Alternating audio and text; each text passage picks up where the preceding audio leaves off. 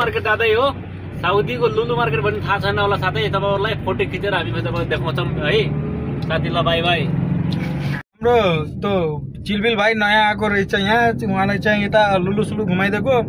चामल किनेन छ क्या 100 रुपैयाँ छ अब चामल किनेन अनि त्यति लोभीका मान्छे हुन्छ अनि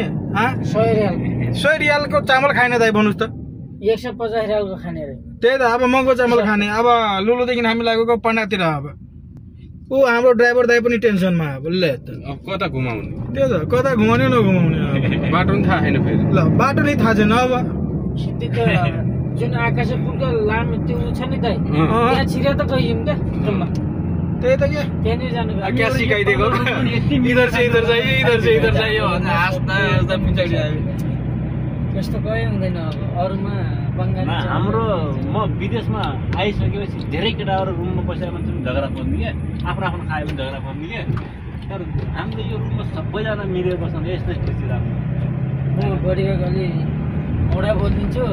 अरूलाई बोल्दिनँ सुमन भाइलाई बोल्छु मजाकले भाइ पिटमा चाहिँ थाहा भएन होइन तिर मारिरहेको छु नि त यहाँ मोटो मोटो मजाक चाहिँ गरिदिन्छु मैले मजाक नगरिने सुमनले धेरै तिर मान्छ है फेरि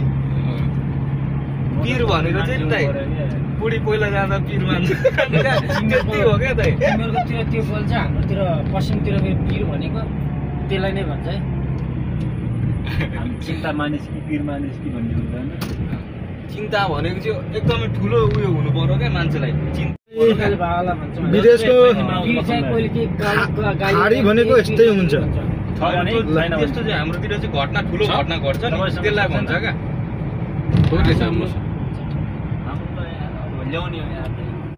हाम्रो ड्राइभर दाइ हामी अहिले लुलुतिर लागिसकेका छौँ र हाम्रो सुमन भाइ हाम्रो मुदिर हुनुहुन्छ सुमन भाई यहाँ को मैनेजर जुन लियो तो साथी सब हम लोग हमरा सब जा रहे अखनी आप लुलु मार्केट घूमे ला सऊदी का अखनी भक्कर 2 बज रहे लिया तो का गर्मी बातें मत करू कितना गर्मी छे कितना मरुभूमि बैठी छे अब हैन जस भनौं न ड्राइभर दाइहरुले गाडी कहिले ठोकाउँदैनन् यहाँनेरि गाडी ठोकाउने भनेको केटीहरु रहेछ क्या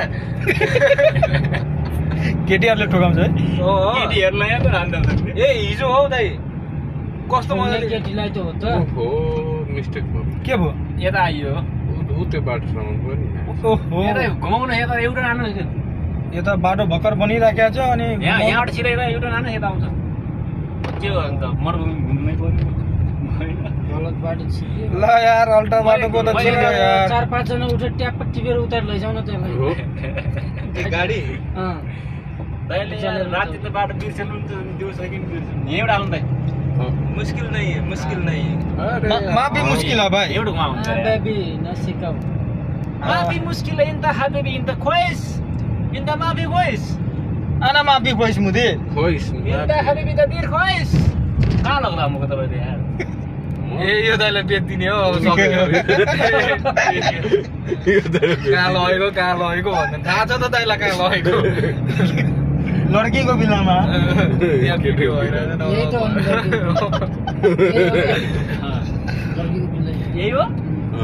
तो नजिकै रहेछ त माछाहरु नि भिडियो नि हेर्दैन के हो यहाँ हाम्रो नरेश दाइ चाहिँ कता नुकेर बस्नु भएको छ हो यता पुरा कुनामा जले पनि पिछाडी बस्छ है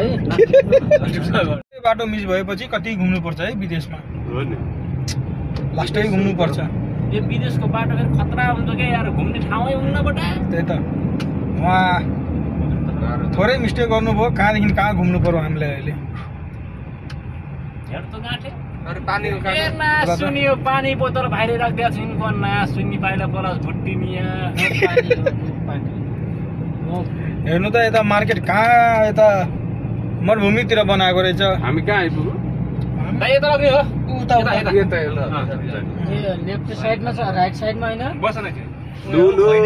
राइट साइडमा हो क्या लुलु लुलु आयो लुलु ल हेर्नु त मार्केट कस्तो ठाउँमा बनाएर राखेको छ हाम्रो त्यो चिलबिल भाइ नयाँ आएको रहेछ यहाँ उहाँलाई चाहिँ यता लुलु सुलु घुमाइदिएको चामल किनेन छ क्या 100 रुपैयाँ छ अब चामल किनेन अनि त्यति लोभीका मान्छे हुन्छ अनि 100 रियालको चामल खाने दाइ भन्नुस् त 150 रियालको खाने रे त्यही त अब महँगो चामल खाने अब लुलुदेखि हामी लागेको पण्डातिर अब ऊ हाम्रो ड्राइभर दाइ पनि टेन्सनमा अब ल अब कता घुमाउने त्यो त कता घुमाउने नघुमाउने अब बाटो पनि थाहा छैन फेरि ल बाटो नै थाहा छैन अब सिधै त जुन आकाशे पुलको लामो त्यो छ नि दाइ